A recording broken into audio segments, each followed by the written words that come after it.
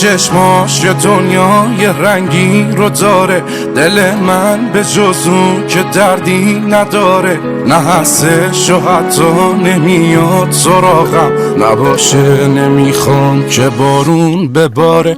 یه لیلای بی عشق و احساسی بوده، هنوزم برای نبودش که زوده. خیالش یه سردرده که تو سرم هست، نباشه نفس نیست توی سینه دوده. تلخی و تو خوب بلدی، شیرین بودن کار تو نیست.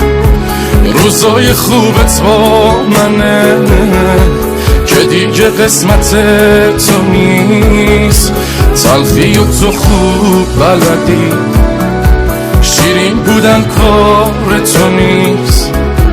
روزای خوبت با منه که دیگه قسمت تو نیست.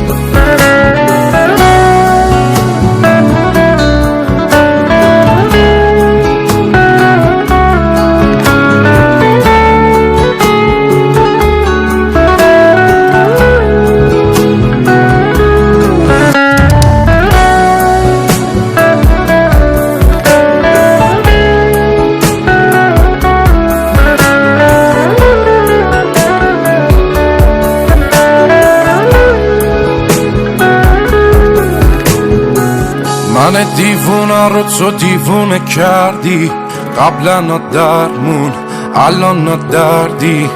دورا دور بدون دلم هوا تو داره، منم و قلبی که بی کس و کاره. رو به رو چشام هنوز جای خالیش، بعد تو خونه رو میزنم آتیش، میزنم آتیش.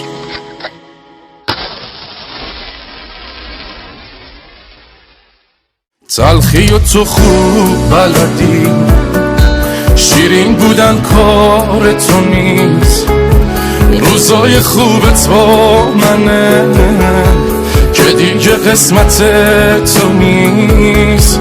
تلخی و تو خوب بلدی، شیرین بودن کار تو نیست.